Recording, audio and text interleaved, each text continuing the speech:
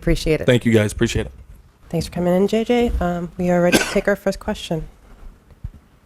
Who has them? Annie, go ahead. JJ, coming off the wild card series and coming into Yankee Stadium, just wonder how you assess where your team is at, how they feel going into this series. Well, they're very confident. You know, it was a tough series, 2 one-run games. A lot of tight moments, but you can gain confidence out of 2 wins like that. So I think we're in a good spot mentally. Okay, Bill in the second row. Tommy Pham is a guy that's bounced around the last few years. What did you like about him when you grabbed him off waivers? Really just his intensity. He brings a certain swagger to a team. We saw Arizona benefit from it last year. Somebody we targeted at the trade deadline. We thought he'd be a nice mix with our group of veterans. And whenever you add playoff experience, it's always a good thing. How has he done since he's been here, and what's impressed you the most about him since you've seen him? Well, just leadership. You know, he's had a couple big hits. He had a big home run for us early on, but really it's just the way he comes and competes every day. I mean, we had live BPs yesterday. He wants to hit in live BPs, constantly working, wants to perfect his craft, and it's very evident that he wants to win. The other day was the first time he wasn't in the lineup for a long time. Handled it great. Ended up getting a pinch hit later in the game.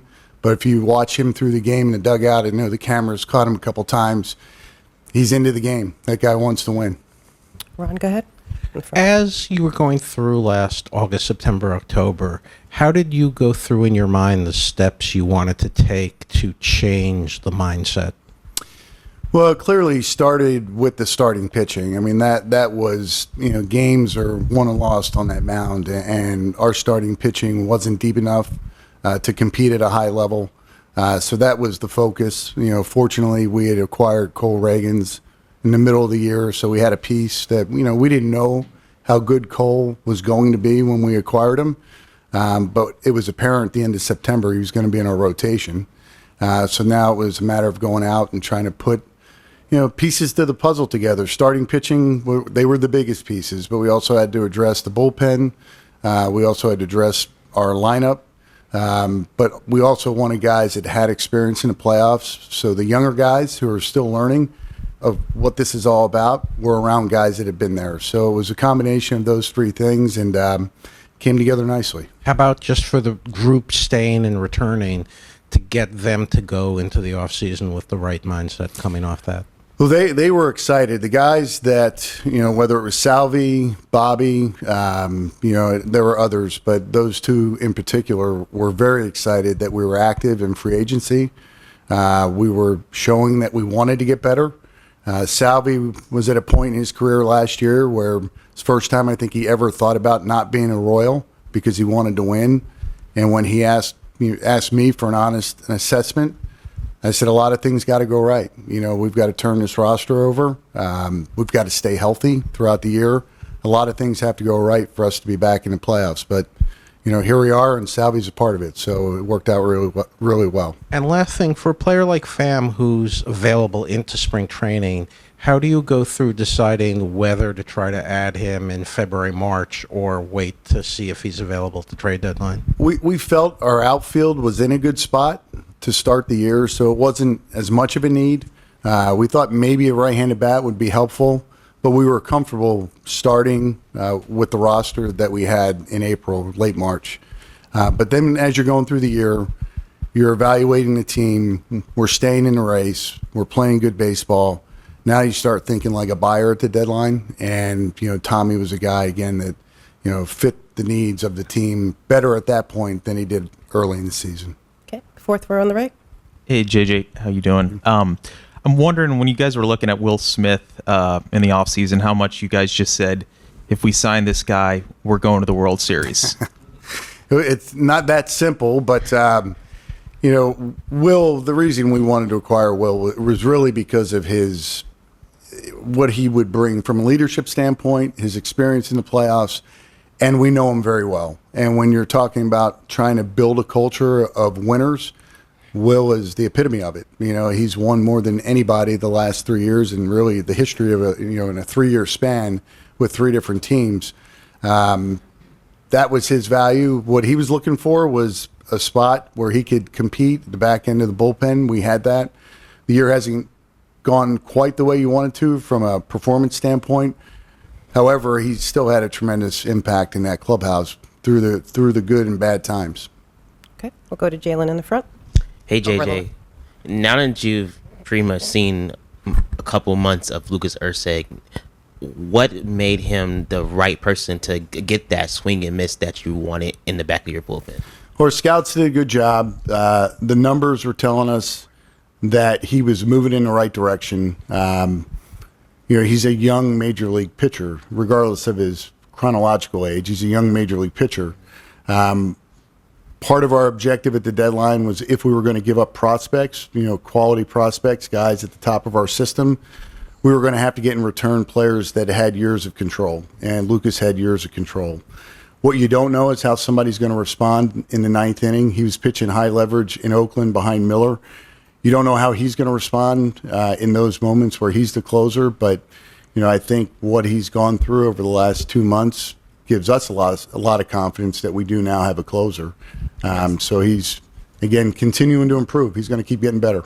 And my second question, looking at the foundation, we talk about the players that you brought in, but the coaches that you have on Matt Quatrero's staff, Brian Sweeney, Zach Bove, Alex Zumwalt, and the like. How important have they been in kind of taking these guys and developing them into what you wanted? Extremely important. I think it's pretty well documented. Q and Brian and others, I didn't have any history with them. We did a deep dive in our hiring process, looking for certain things, looking for coaches that would challenge us and show us different ways to go about development at the major league level. But what stands out more than anything, Q's steadiness through a 106-loss season and an 86-win season and being here right now, he hasn't changed one bit. It's very steady, and players feed off of that. Brian, Zach Bove, Mitch Stetter have changed the culture of our pitching. And a lot of it's just through positivity. I mean, it's hard not to enjoy being around Brian Sweeney and Zach and Mitch. So even through the bad times that we've had, the tough times, they've been the same guys. And when you play 162 games, that's really important. You can't get on this roller coaster of when you're going good, you're positive. When you're going bad, you're negative. Players don't respond to that. So they play a huge part in what's going on right now. Okay, we'll go to Tyler in the fourth row.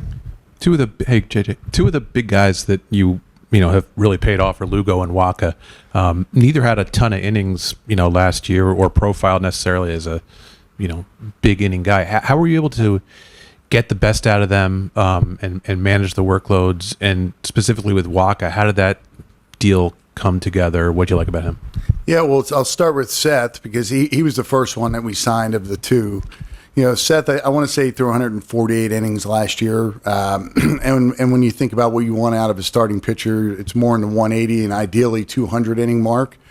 The background work we did on Seth, there were a lot of really good indicators that he would be able to handle a 30, 40 inning jump in innings total. He had the mindset that he wanted to pitch 200 innings. He shared that early in spring training, which quite honestly at the time we would have been happy with a 175, but once he got rolling and talked about getting to 200 innings and he was pitching very efficiently, it was just coming together for him. With Michael, a little bit different because he had been averaging, I want to say 127 innings a year over the last several years. But once we signed Seth and we had Brady and we had Cole, we felt like we can add Michael Waka. And if he gives us 130, that would be fine. You look at the collective number of innings that they'll throw. If we could get to 800 as a starting staff, we'd be very happy with that. So it wasn't as important that Michael threw 175 innings as it was for Seth, but they've fed off each other really well. Again, they've stayed healthy. Michael got hit with a batted ball early in the season, missed a couple starts. Other than that, he's been strong, and they've been very efficient. And I think here lately, we've been able to get them out of games a little bit earlier because the bullpen's been pitching better the last month. But early in the year, we were pushing them through 6 and 7 because we needed to, but they responded well and never seemed to slow up. Okay, we'll go to Annie in the middle. JJ, could you elaborate a little bit more on the impact Sweeney has had on the pitching department, going back to when you hired him ahead of the 23 season? I mean, the turnaround this year has been a lot because of the pitching and the pitchers you have, but his process as he's kind of instilled that over the last 2 years. Well, I'd be remiss not to mention Paul Gibson as well. He's our director of pitching, primarily oversees the minor leagues, but he and Brian have worked together on overall processes, top to bottom, because the last thing you want is something being done differently in the minor leagues or differently in the major leagues than what they just went through in the minor leagues. So there's been really good communication. We have other people in play as well that are conduits between AAA and the big leagues. Malcolm Culver is one of them, Andy Ferguson. They're very involved. Brandon Nelson. It's a team of people that, share a vision, and there's no guesswork that our pitchers are going to go through.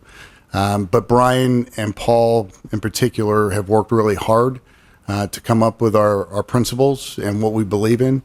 And once you start having some success, then more people buy into it, mainly talking about the players do. So it's been a great thing to be a part of. The one thing that we all know, it's never have it solved. So we're going to have to stay ahead of it. You just got to keep working and thinking ahead. If we're going to be a really good pitching organization, we need to keep thinking and challenging each other, and that's something that Brian does very well. He asks a lot of questions, and I think going back to Jalen's question about Q and Brian, they both ask a lot of questions. There's not one person in that coaching office that thinks they have all the answers, and that's what makes it a fun place to work. Okay, we'll take one last one from Tyler. What did you like about Lorenzen, and how has he been those couple outings since he came back? Because he didn't have much role last year in October for the Phillies, but what role do you anticipate him having? So when we acquired him, and again, kind of the common theme, somebody played in the playoffs, had experiences that some of our younger guys didn't, but when Michael became available, we were reaching a point of the season where you want to protect really all 5 starters. So if we wanted to skip a start or if we had an injury, we had the depth to overcome that. Michael pitched very well as a starting pitcher, and then he aggravated his hamstring, and he's been battling the hamstring really for about a month now. But he had some highlights before the injury. On a rehab start, aggravated it again, so now he's somewhat limited. We think he can go 3 innings, but if we can get 2 innings out of him, we'll be really happy. He matches up well against righties and lefties. He's pitched in these roles, whether we need him to start a game or be a reliever.